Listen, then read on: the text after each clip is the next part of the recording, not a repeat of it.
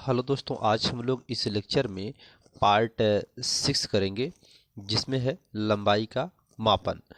तो लंबाई के मापन निम्न दो विधियों से की जाती हैं, प्रत्यक्ष विधि और अप्रत्यक्ष विधि। तो प्रत्यक्ष विधि क्या है? दैनिक जीवन में अनेक परास की लंबाइयों का मापन में अनेक प्रत्यक्ष विधियों का प्रयोग करते हैं, जैसे मीटर पैमाने द्वारा लंबाई का मापन, वर्नियर कैलिपर्स द्वारा, पेच मापी द्वारा, गोलाई मापी द्वारा आदि। प्रत्यक्ष विधि द्वारा 10⁻⁻5 मीटर यानी 0.01 मिलीमीटर से लेकर 10⁻² मीटर तक का मापन किया जा सकता है।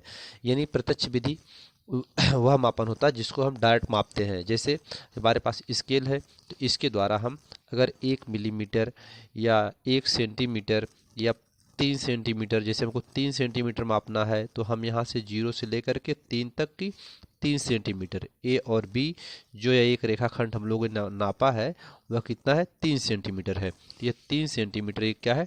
डायरेक्ट मेथड है, यानी प्रत्यक्ष विधि है। ठीक है। तो मीटर द्वारा हम लोग पैमाने द्वारा लंबाई का मापन करते हैं। जो एक तो स्केल होता है, इसकी सहायता से हम लोग नाप लेते हैं। दूसरा जो कोण होता है, चादर की सहायता से माप लेते हैं।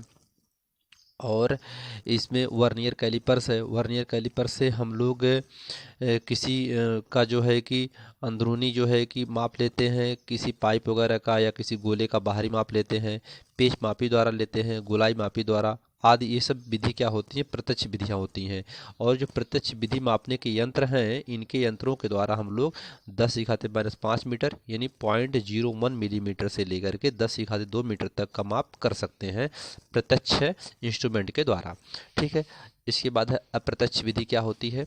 अप्रत्यक्ष विधि में 10⁻⁵ मीटर से कम या 10⁻² मीटर से ज़्यादा की लंबाई के अनेक के मापन के लिए अनेक अप्रत्यक्ष विधियों का प्रयुक्त किया जाता है। ठीक है। तो हम लोग इसमें अप्रत्यक्ष विधि में 10⁻⁵ मीटर से भी कम, ठीक है, और इतने मीटर से भी ज़्यादा, 10⁻² मीटर से ज़्यादा, यहाँ पर जो प्रत्यक्ष विधि में है 10⁻² मीटर तक माप सकते हैं, और अप्रत्यक्ष में 10⁻² मीटर से अधिक और 10⁻⁵ मीटर से कम तक के भी माप हम अप्रत्यक्ष विधि से कर सकते हैं। इसमें अत्यंत सूक्ष्म दूरियां मापी जा सकती हैं, जैसे एवोगाद्रो परिकल्पना के उपयोग से परमाणु की त्रिज्या का निर्धारण कर सकते हैं। ठीक है। एवोगाद्रो साइंटिस्ट का नाम है। इनकी परिकल्पना के आधार पर परमाणु की त्रिज्या का भी निर्धारण कर सकते हैं, आणविक व्यास का निर्धारण कर सकते हैं, तथा बड़ी दूरियों में लंबन विधि, प्रतिध्वनि विधि, लेसर विधि, सोनार विधि, खगोलीय पिंड का व्यास ज्ञात करना। तो हमारे बुक में जो सिलेबस में है 11th में, वह दिया हुआ है। एक छोटी विधि में दिया हुआ है, एक ओली कम्ल का निर्माण मापन दिया हुआ है, कैसे मापते हैं, और एक लंबन विधि दिया हुआ है। तो लंबन विधि पढ़ेंगे, बाकी विधि आप में दिया नहीं हुआ है। तो प्रतिध्वनि विधि भी होती है, लेसर विधि, सोनार विधि भी होती है, खगोलीय पिंड का व्यास ज्ञात करने का आदि का जो है बड़ी दूरियों में आता है। और छोटी दूरियों में एवोगाद्रो का निर्धारण परमाणु की त्रिज्या के अनुसार पर इनकी परिकल्पना के अनुसार आणविक व्यास का निर्धारण कर सकते हैं। तो इनके आधार पर ही सब किया सकता है। तो ये जो है यहाँ पर हम लोग लंबन विधि पढ़ेंगे इसमें, और आणविक व्यास का निर्धारण की भी विधि को पढ़ेंगे। तो बड़ी दूरियों का मापन में खगोलीय पिंड का आकार ज्ञात करना। ठीक है। तो खगोलीय पिंड का आकार कैसे ज्ञात करेंगे? ठीक। तो खगोलीय पिंड का आकार जो होता है उसको पहले देखते हैं कि इस विधि द्वारा खगोलीय पिंड जैसे चंद्रमा आदि का व्यास ज्ञात किया जा सकता है। इसमें किसी खगोलीय दूरदर्शी को चंद्रमा पर प्रयोग कर कोण POQ ज्ञात कर लेते हैं, जहां PQ चंद्रमा का व्यास है। इधर देखिए फिगर इसका यहाँ पर है, यहाँ पर ये है कोण POQ में, यहाँ पर जो है कि PQ का व्यास अर्थात चंद्रमा है, तो इसका व्यास ज्ञात कर लेते हैं, पृथ्वी है। ठीक है। तो इसकी यहाँ से हम लोग खगोलीय दूरदर्शी का प्रयोग करके चंद्रमा का व्यास निकाल लेते हैं। ठीक है। तो यहाँ पर पृथ्वी से इस चंद्रमा का व्यास निकाला गया है, जो P और Q इसका व्यास है। ठीक है। यहाँ पर ये P और O की दूरी, Q और O की दूरी बराबर है D। इनके बीच का कोण कितना है? थीटा है। सूक्ष्मदर्शी के द्वारा देखा गया इस पृथ्वी पर, यहाँ पर और यहाँ पर बना दोनों के बीच का कोण, जब आँख के द्वारा इस पृथ्वी से, मनुष्य के द्वारा, इस प्रेक्षक के द्वारा यहाँ पृथ्वी से देखा जाता है, किसी सूक्ष्म दूरदर्शी के द्वारा, तो P और Q के बीच की जो दूरी होती है वही चंद्रमा का व्यास कहलाता है। तो माना पृथ्वी से चंद्रमा की दूरी d है, तो पृथ्वी से और चंद्रमा के बीच की दूरी जो है वो कितना है, d है। ठीक है, तो हम जानते हैं कि कोण, अगर कोण निकालना है तो कोण बराबर होता है चाप बटा त्रिज्या। यहाँ पर चाप कितना है आप देख सकते हैं, कोण थीटा है, चाप जो है यहाँ पर व्यास है आपका, ये जो है d है। ठीक है, पी क्यू तो जो है ये व्यास है, तो इसको स्मॉल d भी आप लिख सकते हैं यहाँ पर। ठीक है, तो यहाँ पर P और Q, ठीक, तो चंद्रमा हो गया जिसे हम व्यास बोलते हैं, और त्रिज्या, यहाँ पर त्रिज्या ऐसी क्या है, जो दूरी मानी गई है, यह d यहाँ पर माना गया है। ठीक है, तो पी क्यू बटा डी हो जाएगा, तो थीटा बराबर पी क्यू बटा डी हो गया, और यहाँ पर पी क्यू व्यास निकालना है तो पी क्यू बराबर डी इंटू क्यू हो जाए, थीटा हो जाएगा।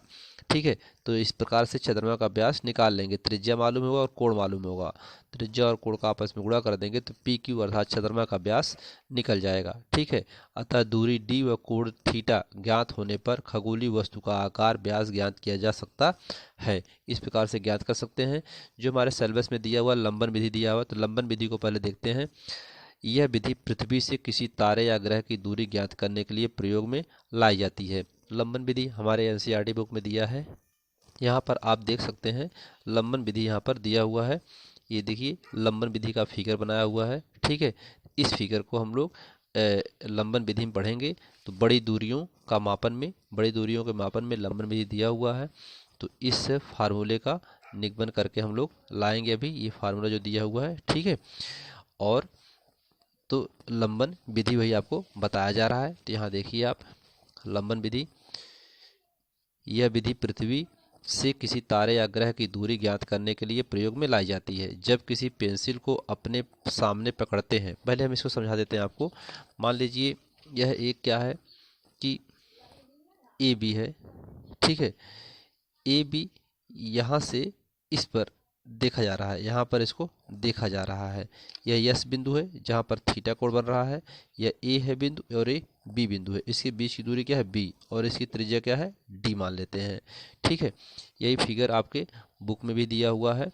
तो यहाँ पर ए और बी की भी जो दूरी है वो बी है, और यस और ए एस और बी एस की दूरी जो है वो डी है, और कोण क्या है, थीटा है। जब प्रेक्षक ए से देखता है यस बिंदु पर, इस बिंदु पर देखता है, तो इसमें यहाँ पर, और फिर जब बी से देखता है यहाँ पर इस बिंदु पर, यस बिंदु पर, तो इनके दोनों के बीच में एक कोण थीटा बनता है।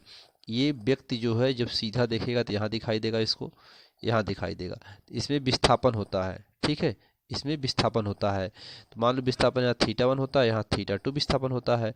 तो ये जो कोण आता है, जो थीटा आता है ना, थीटा 1 प्लस थीटा 2, ये इन दोनों कोणों का योग आता है यहाँ पर। तो यहाँ पे हमें जो ये लांबिक विस्थापन हो जाता है, कुछ विस्थापन होता है आँख के द्वारा इस बिंदु पर देखने में। ठीक है, तो इसमें लिखा गया है कि जब किसी पेंसिल को अपने सामने पकड़ते हैं तो पृष्ठभूमि माना दीवार, तो मान लेते हैं यहाँ पर दीवार है।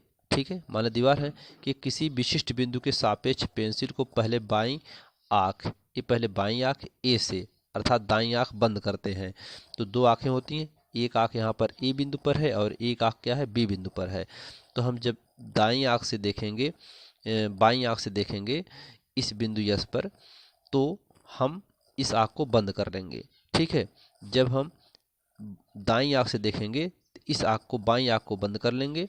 ठीक है, और इस बिंदु पर देखेंगे। तो ये लिखा गया है कि माना दीवार कि किसी विशिष्ट बिंदु के सापेक्ष पेंसिल को पहले बाईं आँख ए से दाईं आँख बंद रखते हुए, बाईं आँख से देखते हैं दाईं आँख को बंद करते हुए, और फिर दाईं आँख बी से बाईं आँख को बंद रखते हुए देखते हैं, तो पृष्ठ दीवार के सामने उस बिंदु पर स्थिति में आभासी विस्थापन दिखाई देता है।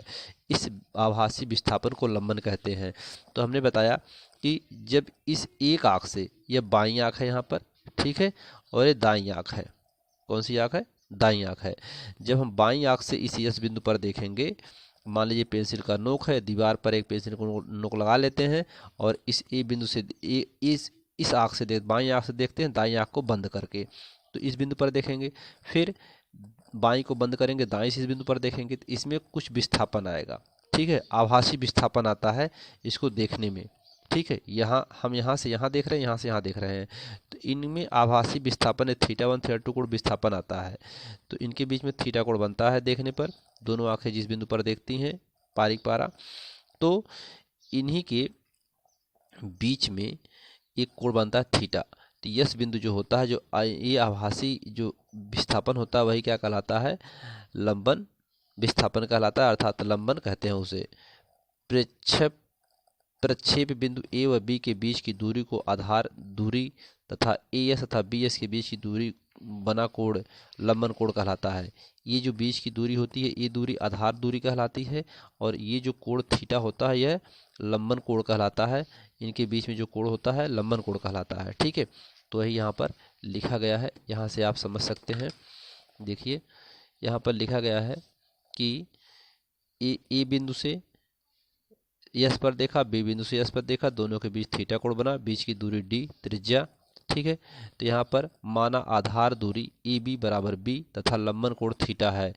कोण बराबर चाप बटा त्रिज्या होता है, तो कोण यहाँ पर थीटा है, चाप यहाँ पर ये है बी, और त्रिज्या यहाँ पर डी माना गया है, तो डी हो गया बी बटा डी हो गया। ठीक है, अब बी बटा डी, तो थीटा डी बराबर क्या हो जाएगा, बी बटा थीटा। यही हमारे बुक में भी दिया हुआ है, यहाँ पर आप देख सकते हैं, यहाँ पर ये दिया हुआ है, यहाँ पे डी बराबर बी बटा थीटा। तो इस प्रकार से यहाँ पर इसको समझ सकते हैं। अब जहाँ थीटा रेडियन में है, यहाँ पर थीटा किस में है, रेडियन में है, तो हमें बी की ज्ञात होने पर थीटा के मापन से इस सूत्र द्वारा डी का मान ज्ञात किया जा सकता है। तो अब इस प्रकार से इसको ज्ञात कर सकते हैं। तो लंबन विधि क्या है, लंबन विधि जो होती है, अगर हम किसी बिंदु पर अर्थात कहीं पर देख रहे हैं जिस बिंदु पर, तो उसमें जो है जो तारा या जो पृथ्वी के निकट जो ग्रह होगा, ठीक है, उस ग्रह को देखने के लिए पृथ्वी से, मान लीजिए पृथ्वी पर हम खड़े हैं और दोनों के आग की जो बीच की दूरी है, मान लीजिए वह बी है। ठीक है, अब यहाँ से एक बार उस ग्रह पर देखेंगे, फिर इस पे ग्रह पर देखेंगे, यहाँ मान लीजिए कोई ग्रह है, ठीक है, देखा जा रहा है, तो इनके बीच में कुछ विस्थापन हो जाता है। ठीक है, ये विस्थापन θ1 θ2 होता है। तो यही विस्थापन जो होता है लांबिक विस्थापन अर्थात लंबन कहलाता है। जो विस्थापन होता है आभासी विस्थापन होता है। ठीक है, तो वही जो है कि इनके बीच की जो दूरी होती है वह बी कहलाता है, अर्थात आधार जिसे मान लेते हैं आधार दूरी कहते हैं इसको, और त्रिज्या को डी से। ठीक है, और बीच का कोण जो बनता है थीटा बनता है। तो यही डी बराबर बी बटा थीटा बन जाता है, किस सूत्र से, कोण बराबर चाप बटा त्रिज्या से। ठीक है, तो यहाँ पर थीटा क्या है, रेडियन में है। आगे है अति सूक्ष्म दूरियों का मापन, प्रत्यक्ष विधि अप्रत्यक्ष विधि। यानी अति सूक्ष्म दूरियों का मापन भी प्रत्यक्ष विधि और प्रत्यक्ष विधि से करते हैं। प्रत्यक्ष विधि में, इस विधि में सूक्ष्मदर्शी इलेक्ट्रॉनिक सूक्ष्मदर्शी द्वारा सूक्ष्म दूरियों को मापा जाता है। इसकी सहायता से 10⁻³ मीटर से 10⁻10 मीटर तक का मापन किया सकता है। प्रत्यक्ष विधि में हम इन सब इंस्ट्रूमेंट का प्रयोग करते हैं और इससे कम से कम 10⁻³ और अधिक से अधिक और 10⁻10 मीटर तक की दूरी माप सकते हैं प्रत्यक्ष विधि में। अप्रत्यक्ष विधि क्या है, ये छोटी अति सूक्ष्म दूरियों का मापन है प्रत्यक्ष अप्रत्यक्ष में। अप्रत्यक्ष में 1 एंगस्ट्रॉम या 10⁻10 मीटर से छोटी दूरियों का मापन केवल अप्रत्यक्ष विधि द्वारा ही संभव है। इसके कुछ विधि निम्नलिखित है। तो हमारे बुक में एक ही विधि दिया हुआ है, ओलिक अम्ल के अणु के आकार का मापन। तो इसमें सबसे पहले देखिए, यहाँ पर इस विधि में जल के ऊपर, ये जल है नीचे, ठीक है, और ऊपर क्या है, इस जल के ऊपर एक परत बनी हुई है, एक ओलिक अम्ल की मोटाई, जिसकी मोटाई क्या है, टी है, ओलिक अम्ल की। ठीक है, ओलिक अम्ल की मोटाई क्या है, टी है, इस जल के ऊपर जिसकी परत एक बूंद की परत बनी हुई है। ठीक है, और यहाँ पर नीचे जल है। ठीक है, तो इस विधि में जल के ऊपर जो है ओलिक अम्ल की एक परत फैला दी गई है। ठीक, फिर फैली हुई परत की मोटाई हम ज्ञात कर लेते हैं, जो ओलिक अम्ल के अणु के व्यास के बराबर होती है। ठीक है, ओलिक अम्ल के जो अणु होते हैं उसके व्यास की क्या होती है, बराबर होती है। इसके लिए सबसे पहले 20 सेंटीमीटर अल्कोहल में 1 सेंटीमीटर ओलिक अम्ल मिला देते हैं। 20 सेंटीमीटर अल्कोहल में 20 सेंटीमीटर घन में 20 सेंटीमीटर घन क्यूब है। ठीक है, सेंटीमीटर क्यूब है, तो उसमें 1 घन सेंटीमीटर ओलिक अम्ल मिला दिया जाता है। फिर इस मिश्रण में 1 घन सेंटीमीटर से 20 घन सेंटीमीटर एल्कोहल मिला दिया जाता है, जिससे इसकी सांद्रता जो होती है 1/400 सेंटीमीटर घन क्यूब हो जाती है। ठीक है, तो इसको सबसे पहले समझते हैं, एक आपको बताते हैं। यहाँ पर देखिए, जो यह ओलिक अम्ल है और ये जल है, तो इसमें जो है सबसे पहले 20 सेंटीमीटर क्यूब एल्कोहल है। क्या है? एल्कोहल है, एल्कोहल। और प्लस क्या है? 1 सेंटीमीटर क्यूब जो है ओलिक अम्ल है, ओलिक अम्ल है। ठीक है, अब इसका मिश्रण जो होता है, ये इसका मिश्रण जो होता है, फिर ये क्या करता है कि 1 centimetre cube plus 20 centimetre cube alcohol होता है, एल्कोहल। ठीक, अब मिश्रण में ओलिक अम्ल की जो सांद्रता होती है, मिश्रण में ओलिक अम्ल की सांद्रता, मिश्रण में ओलिक अम्ल की सांद्रता कितना होती है? 1/20 × 20 सेंटीमीटर क्यूब होता है, या इसको आप 1/400 भी लिख सकते हैं सेंटीमीटर क्यूब। तो यहाँ पर एक चीज़ ध्यान रखना है, किसी बुक में 30 सेंटीमीटर भी कहीं कहीं लिया गया है, तो 30 होगा तो यहाँ 30 × 30 हो जाएगा, 20 है तो 20 × 20 हो जाएगा। हम लोगों के 20 बुक में दिया हुआ है, 20 दिया हुआ है, तो हम लोग 20 लेंगे। आइए देखते हैं, इसमें 20 दिया हुआ है। यहाँ पर आप देख सकते हैं इस बुक में कि जल के पृष्ठ पर ओलिक अम्ल का एक आणविक परत बनाता है ना। 1 सेंटीमीटर ओलिक अम्ल को एल्कोहल पर घोलकर 20 सेंटीमीटर क्यूब घोल बनाते हैं। इस घोल का 1 सेंटीमीटर लेकर एल्कोहल को पुनः 20 सेंटीमीटर क्यूब घोल बनाते हैं। अब इस घोल की सांद्रता 1/20 × 20 सेंटीमीटर ओलिक अम्ल प्रति सेंटीमीटर क्यूब घोल हो जाती है। ठीक है, तो इस प्रकार से यहाँ पर इसको दिया हुआ, तो इसको हम देखते हैं यहाँ पर। तो इसमें जो है हो जाता है इतना।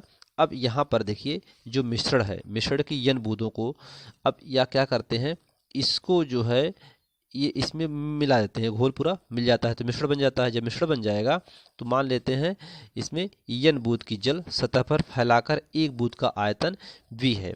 तो n बूंद, तो इसमें लिख लेते हैं यहाँ पर मिश्रण की n बूंद को जल की सतह पर फैलाया, 1 बूंद का आयतन v है। ठीक है, v है, तो n बूंदों का आयतन, तो n बूंदों का आयतन NV होगा। ठीक है, NV होगा। एल्कोहल के वाष्पन के बाद, अब एल्कोहल का अगर वाष्पन हो जाए, तभी एल्कोहल के वाष्पन के बाद ओलिक अम्ल की बूंदों का आयतन तो कितना हो जाएगा? NV × 1/20 × 20 सेंटीमीटर क्यूब हो जाएगा। ठीक है, इतना बन जाएगा ये। तो जितना मतलब कि उसमें अब ओलिक अम्ल की बूंदों का कुल आयतन कितना हो जाएगा? तो n बूंदों का आयतन n × b होगा। अब ओलिक के बूंदों का कुल आयतन कितना हो जाएगा? तो उसकी ओलिक अम्ल की जो सांद्रता है 1/20 × 20 है, तो उसका उसमें गुणा हो जाएगा, अर्थात कुल उसमें मिल जाएगा पूरा, तो इतना बन जाएगा। अब आगे क्या है? फैली परत किसकी फैली परत है? ओलिक अम्ल की। कौन सी अम्ल है? ओलिक अम्ल की परत है। ठीक है, ओलिक अम्ल की परत फैल का आयतन बराबर क्या हो जाएगा? A × T, AT क्षेत्रफल, इसका पूरा क्षेत्रफल, और T उसकी मोटाई। ठीक है, तो AT बराबर क्या हो जाएगा? AT बराबर हो जाएगा NV × 1/20 × 20। ठीक है, इतना हो जाएगा, क्योंकि यह जो पूरा क्षेत्रफल और मोटाई है, तो उसमें कुल n बूंदों की संख्या का आयतन n × b और इसमें जो है उसकी जो सांद्रता है 1/20 × 20 है। ठीक है, तो यहाँ पर टी बराबर क्या हो जाएगा, टी बराबर हो जाएगा NV/20 × 20 ए मतलब क्षेत्रफल, ए यहाँ चला आएगा, इतना हो जाएगा, तो टी हो जाएगा। यही ओलिक अम्ल की बूंद का व्यास होता है। यही टी मतलब यहाँ पर उसकी मोटाई अर्थात उसका व्यास होता है। तो इसको देखिए यहाँ पर लिखना कैसे है आपको, फिर उसको करना कैसे है। तो ये इसका फिगर हो गया है। इस विधि में जल के ऊपर ओलिक अम्ल की एक परत फैला दी जाती है, फिर इस फैली परत की मोटाई ज्ञात कर लेते हैं। ठीक है, इस फैली परत की मोटाई ज्ञात कर लेते हैं जो ओलिक अम्ल के अणु के व्यास के बराबर होती है। ये ओलिक अम्ल के अणु के व्यास के बराबर होती है। इसके लिए सबसे पहले 20 सेंटीमीटर क्यूब एल्कोहल में 1 सेंटीमीटर क्यूब ओलिक अम्ल मिला देते हैं। तो 20 सेंटीमीटर क्यूब में एल्कोहल में 1 सेंटीमीटर क्या करते हैं क्यूब एल्कोहल अम्ल मिला देते हैं। फिर इस मिश्रण में 1 सेंटीमीटर क्यूब में 20 सेंटीमीटर एल्कोहल मिलाते हैं। तो मिश्रण में तो यहाँ पर क्या करते हैं, तो 20 × 20 हो जाता है, इसीलिए यहाँ पर 1 सेंटीमीटर क्यूब में 20 सेंटीमीटर एल्कोहल मिला देते हैं। यहाँ पर 20 सेंटीमीटर एल्कोहल में 1 सेंटीमीटर क्यूब एल्कोहल अम्ल मिलाते हैं। फिर इसके मिश्रण में क्या करते हैं, बाद में 1 सेंटीमीटर क्यूब में यहाँ पर 1 सेंटीमीटर क्यूब में इस मिश्रण में 1 सेंटीमीटर क्यूब में 20 सेंटीमीटर क्यूब एल्कोहल मिला देते हैं। तो इसको दोनों प्लस कर देते हैं। तो इसके हिसाब से मिश्रण में ओलिक अम्ल की सांद्रता 1/20 × 20 हो जाती है। ठीक है, तो वही जिसमें घोल की सांद्रता 1/20 × 20 सेंटीमीटर हो जाती है। अब इस घोल को ट्रे में भरें, जल की सतह पर फैला देते हैं। माना कि जल की सतह पर डाले गए इस घोल में बूंदों की संख्या n है। अब इसमें हम मान लेते हैं जो इस घोल में बूंदों की संख्या डाली गई है वह n डाली गई है। ठीक है, n बूंद डाले गए हैं, तो उसका जो है n बूंद डाला गया है। तो समय के साथ इस घोल में से एल्कोहल वाष्पीकृत हो जाता है। तो जैसे जैसे समय बीतता है वैसे वैसे इसमें से एल्कोहल क्या होता है, वाष्पीकृत हो जाता है। तो जल की सतह पर ओलिक अम्ल की फिल्म बन जाती है, अर्थात एक परत बन जाती है। तो यदि एक बूंद का आयतन V हो तो इन बूंदों का आयतन N × V होगा। ठीक है, ओलिक अम्ल की फिल्म में बूंदों का आयतन N × V × 1/20 × 20 सेंटीमीटर क्यूब हो जाएगा। ठीक है, पूरा वहाँ पर उसका। तो यदि जल की सतह पर बनी ओलिक अम्ल की फिल्म का क्षेत्रफल A तथा मोटाई T है, तब फिल्म का आयतन A × T हो जाएगा। उसकी मोटाई और पूरा क्षेत्रफल A × T हो जाएगा पूरा। तो AT बराबर NV × 1/20 × 20 हो जाएगा। तो यहाँ से T निकालेंगे तो T बराबर NV/400 लिखिए, या 20 × 20 A क्षेत्रफल हो जाएगा सेंटीमीटर। यही अणुओं का व्यास है। तो जो हमारे बुक में यहाँ पर ये चीज़ दिया हुआ है, T बराबर NV/20 × 20 A सेंटीमीटर। ठीक है, तो यहाँ पर ये चीज़ दिया हुआ है, इसको हम लोगों ने प्राप्त कर लिया। ठीक है, आगे हम लोग पढ़ेंगे द्रव्यमान का मापन। द्रव्यमान का मापन पढ़ेंगे और समय का मापन पढ़ेंगे। ठीक है, धन्यवाद दोस्तों। इस लेक्चर में भौतिक विज्ञान कक्षा 11 NCERT पर आधारित पूरा कंप्लीट कोर्स करवाया जाएगा। इसमें आपको एक तरफ से नोट्स मिलेगा और पूरा हल मिलेगा। आपको किसी भी प्रकार को आपको कोई दिक्कत नहीं होगी। अगर आपको वीडियो अच्छा लगेगा तो प्लीज़ आप इसे लाइक करें, सब्सक्राइब करें, शेयर करेंगे। धन्यवाद।